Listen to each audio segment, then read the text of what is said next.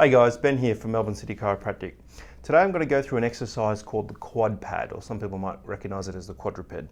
It is an exercise that's designed to build your core, but build it in a very functional way. I'm going to show you it in a fluid, dynamic way that will help you with a variety of movements in your life that can make your body a lot more robust and stronger for it. So I'm going to use Sam as my demo, so I'm going to get Sam into this position. Now, a few of our videos would have already talked about posterior pelvic tilt and the importance of that, but I'm going to emphasize that again. So before we get into that though, I'm going to make sure that Sam's hands are under her shoulder, so she's going to bring them back just a little bit more. And she's going to focus on making sure her scapula are in a mid-retraction position, so not fully pulled back, not fully pushed forward, but somewhere in between. From here now, she's going to focus on a posterior pelvic tilt. The cue for that is think of pulling your lower belly into your spine. Yeah. You can see that her knees and hips are at 90 degrees as well. Now she's going to pull her lower belly into the spine, but you'll see how that rounds her back some. So from there she's going to keep pulling into her spine, but she's going to lift her tailbone in the air at the same time. Now you can see how tricky that is. It takes a lot of focus, and that's actually the point of this exercise, is to be able to keep that regardless of the position you're in. It is a lot of practice, it takes a lot of strain. Okay, you should have a little bit of a break there, Sam. So once you feel like you've got that mastered, then we're going to move that into a fluid movement, and I'll show you what I mean by that. So come back into the same position again, Sam.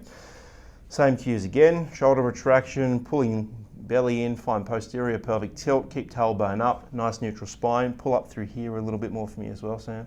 That's it. We want to think nice and straight through here, just a little bit more, really pull the belly in. There we go. That's a great position to be in. Just a little bit more traction for the shoulders. Excellent. That's exactly where we want to be. By the way, head should be in neutral. Now from here, Sam is going to start to shift backwards. Her butt is going to go towards her feet, but she's never going to let this go. So she's going to hold on really firm, and she can even move her arms back with her as well. That's a little bit too fast, Sam, so come back again. So this has to be done exquisitely slowly, very slow with absolute focus. Pull posterior pelvic tilt a little bit, but this is the pace I want you to work at. Keep going back a little bit more. Okay, now make sure you're not rounding through here, so flatten that off a little bit. Posterior pelvic tilt, beautiful, excellent. Now from there, start to come forward. Same thing, very slow. You're coming up a little bit here, posterior pelvic tilt. There we go. Maintain that and actually start to scoot your hands forward. Keep this up, don't let that come down, and start to move towards your elbows. So you're going to come into a plank position from there, keeping this up, maintaining that position. Right? Now Sam's doing this very well. Ultimately we want to have the hips at 45 degrees, so she'll need her elbows a little bit further forward. I would actually have your elbows go forward, Sam. And then that's it. And then from there, she should work her way back up again onto her hands and coming back up to a point where she's at 90 to 90. Now, as Sam went down to her elbows, she lost position there. And so that exercise would be too much for her right now. She would be best just to focus on going back with her butt towards her feet and then pulling more forward so that the weight comes into this position, but then come back again from there. Once you feel like you've got that mastered, you can start to move down towards your elbows, but you have to get that position first.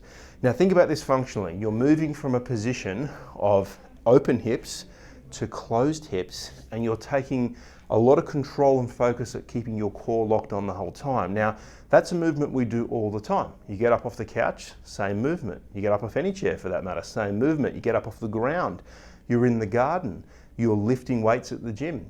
You're doing any kind of physical sport that involves hips opening and closing. Even running is an example of this.